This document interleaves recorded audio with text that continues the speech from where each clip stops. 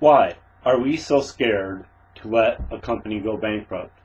The narrative is that some companies are too big to fail. This is untrue.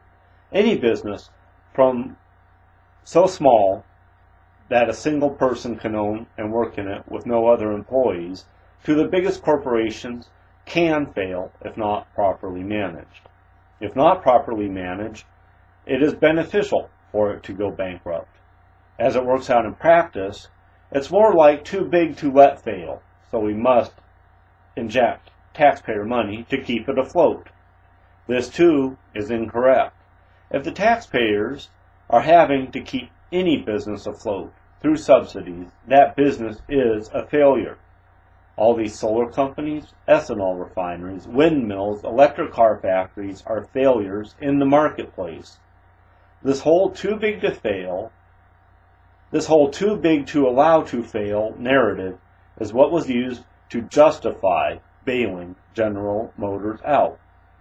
Suppose we had allowed General Motors to truly fail. Instead of Chapter 11 reorganization, they would have had to file Chapter 7 liquidation bankruptcy. They would have had to sell off their factories, equipment, and rights to their designs. This has happened in the past with auto or other companies going bankrupt. The designs, equipment, and factories are put to use by others and people are employed.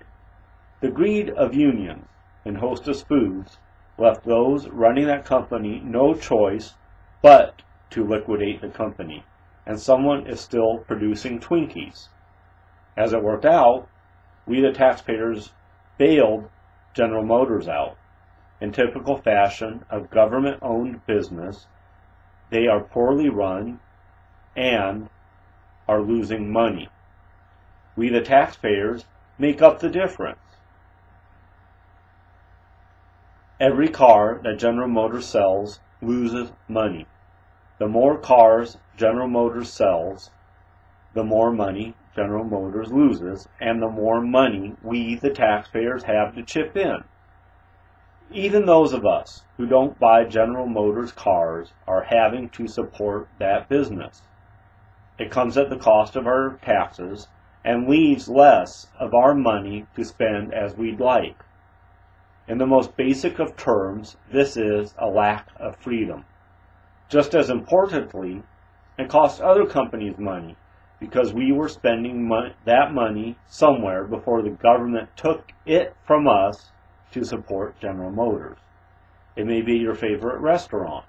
If enough of the people at your favorite restaurant stop going there because they have to subsidize other business, that restaurant surviving in the marketplace because it's doing everything right is offered up on the altar to allow the business which is doing everything wrong to survive.